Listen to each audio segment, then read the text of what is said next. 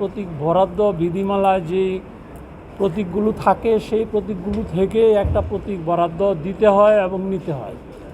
সেই দিক থেকে যেহেতু নির্বাচন কমিশন একটি সাংবিধানিক প্রতিষ্ঠান, নির্বাচন কমিশন আইনগতভাবে কাজ করে, আইনের বাইরে কোনো কাজ নির্বাচন কমিশন করতে পারে না।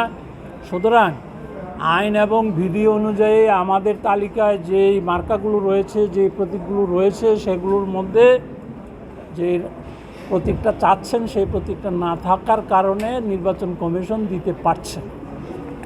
নির্বাচন ফেব্রুয়ারিতে না হওয়ার মতো কোনো কাজ বা কোনো ঘটনা এখনও ঘটেনি এবং অনেক কিছুই মিডিয়াতে আসছে। এগুলো আশা রাখি এগুলো আমাদের নির্বাচনে কোনো প্রভাব পড়বে না।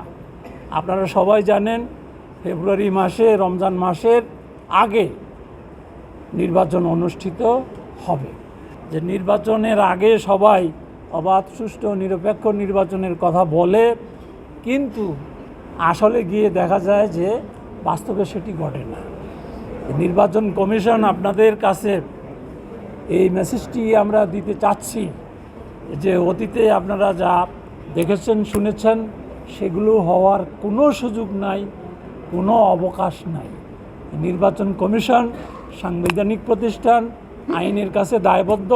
বিদ্যমান আইন অনুযায়ী আপনাদের সকলের সহযোগিতায় একটা অবাধ এবং সুষ্ঠু নির্বাচন যাতে হয় সেজন্য কাজ করবে এবং ভালো নির্বাচন না হওয়ার কোনো বিকল্প নেই।